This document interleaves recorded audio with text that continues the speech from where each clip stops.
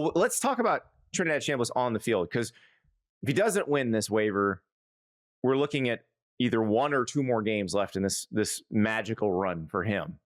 And this guy this is just an amazing story. And, I think Miami's favored in this game by like 3 or 3.5 points. Mm-hmm. But I think Trinidad Chambliss is the difference maker. He's the one that makes them different and makes it possible for Ole Miss to win this game. Because look at what he did against Georgia. He was magic in the fourth quarter. Absolute magic. And yes, Miami has played mobile quarterbacks. Yes, Miami has shut down good quarterbacks. But Georgia has a pretty good pass rush too.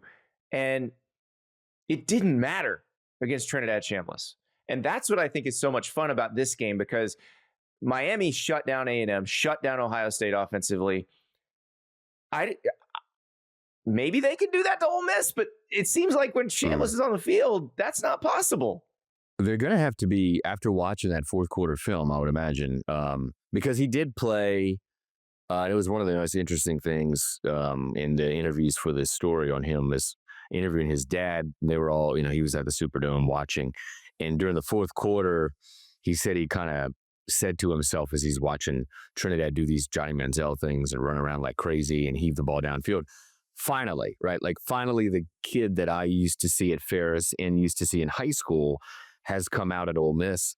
And so he said that Trinidad was really playing more conservative early in the year, and there's probably a reason behind that, right? He just got thrown into major college football and didn't even know he was going to be any kind of starter, was probably going to be a role player at Ole Miss. And so he's playing probably a little bit more conservative, and boom, we saw like the old Trinidad, as his dad said, come out against Georgia. And partly the reason behind that, I think, was because, well, one, Ole Miss was down in an elimination it's win or go game, home. Yeah, there's no choice. Yeah. But two, Georgia pressured him enough, chased him out of the pocket, and that's what Miami obviously does really well with Ruben Bain and all the other defensive freaks that they have. Like, and so that they got to be careful, right? Yep. With that.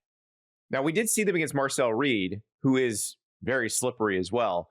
And they sacked him 7 times. We did. They did. He slipped the pocket once or twice, but they actually forced him to stay in the pocket and throw from the pocket. And that was the difference in that game, which was a 10-3 Miami win.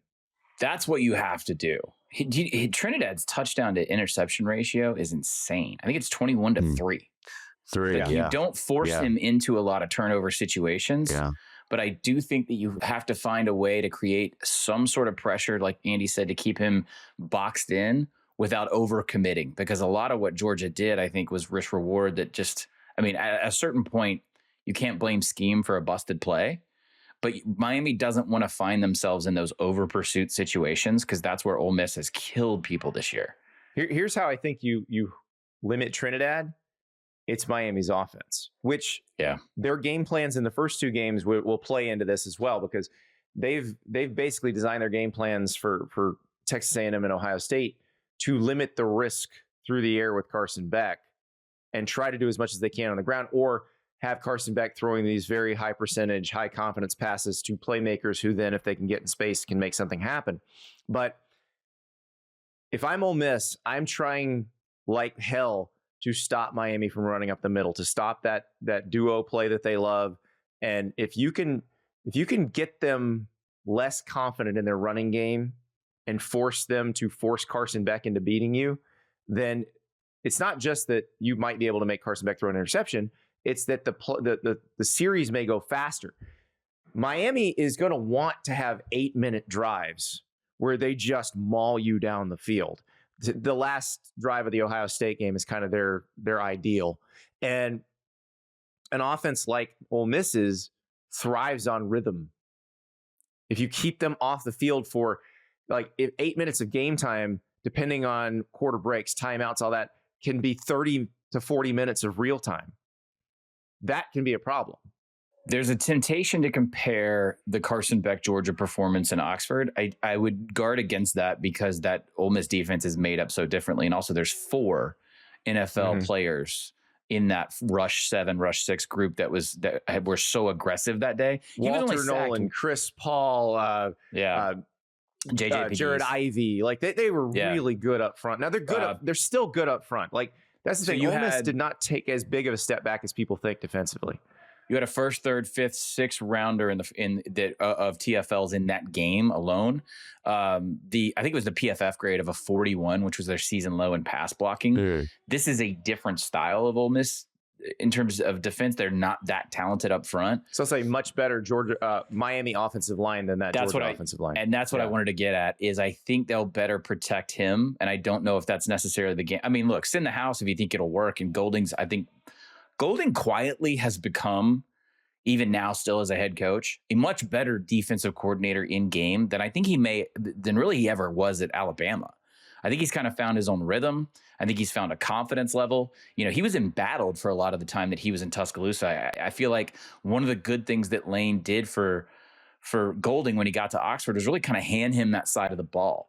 And so he's been creative. I think he's been impressive statistically with some of the things he's done relative to the talent they had talking more like pre-2024 at Ole Miss. I'll be curious. I just don't know if I've seen a lot of talk about that Georgia game this week and in 2024. I don't think it will play out quite like that because I think I was Miami's on the field that entire game, and I have a hard time comparing those two because that was when Georgia was in the throes of some bad offensive line injuries. They were shuffling offensive linemen within that game quite a bit. That's not Miami. Like this Miami team has a very good offensive line. They're very confident in. They feel very good about everybody there. So I do think Beck will get protected. I just want to know, can they run the ball on this Ole Miss team? Because this Ole Miss team, like those D tackles, they are big and they are hard to move. And granted, Ohio State had those too, and they moved them. I mean, consider Andy that if Georgia was a little bit more committed to the run, and I'm not trying to live the trope here. If Nate Frazier doesn't get hurt, I think it may go differently. But I think even on that last drive when they're in the end zone instead of the throw, just running Stetson one more time, like it would have changed the entire complexion of the game. Gunner, I said Stetson Bennett, Gunner Stockton. Insert Georgia name here. Putting Gunner Stockton in on a keeper with whatever probability that has of success versus the incompletion would have pretty much handicapped Ole Miss's ability to go down the field. And there's not time for that Trinidad throw that set up the field goal. And then Georgia, I think, takes the game to overtime and I think has the advantage going into overtime. I think there were some play calling decisions that if you erase those, we're talking about a Georgia-Miami game anyway.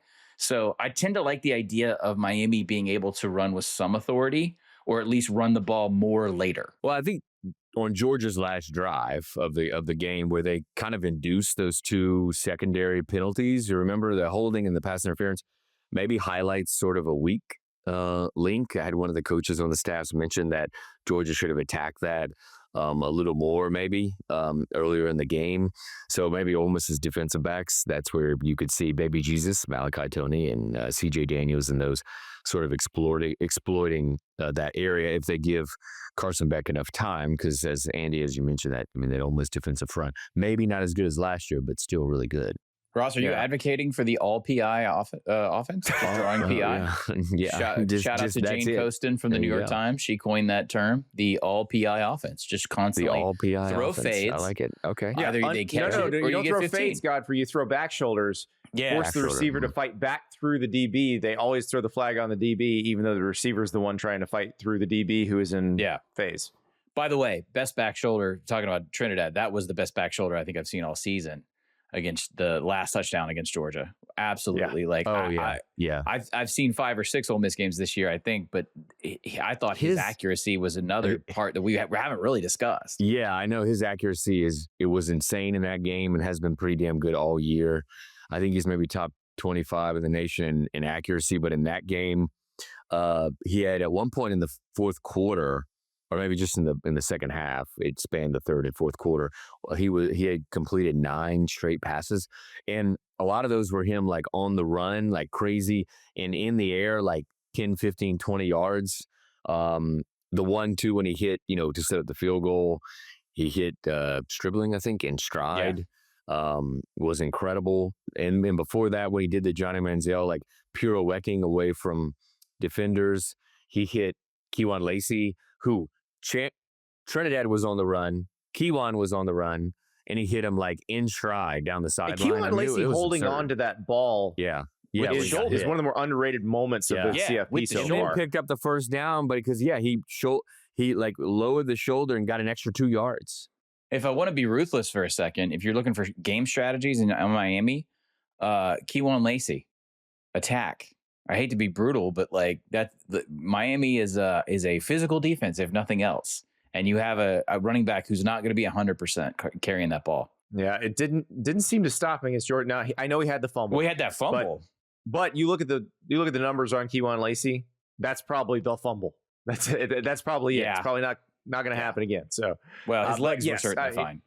I think Ole Miss is going to attack with Keywan Lacey, and he's a more violent runner than anybody Miami's seen so far in this playoff. I'm trying to think. They've had to play Jeremiah Love, so they've played some really good backs. But they played Isaac Brown at Louisville. So are you? But I think that's going to be interesting too. I love this game because it's a coin flip. Yeah. It's a complete coin flip. The 2 games you just mentioned for Miami, one was a win, one was a loss, but they were both very close. That's interesting that you mentioned that. So maybe it is a physical ground game if Ole Miss can. They don't need to be relying on this Manziel nonsense. I know everybody's kind of smitten with that right now. The Louisville loss for Miami, it's interceptions. Back. Yeah, that's Carson. Yeah, it was interceptions. Yeah. So that's why you've seen them try very hard not to force him to have to make those throws, and so far it's worked. By the way, Trinidad, I think, has gone 130 attempts now without interception. I think over almost 4 games, spans almost 4 games. Just jinxed him, Ross. Good Lord. Yeah. Bryce Fitzgerald's like, all right. I'm sorry. First drive.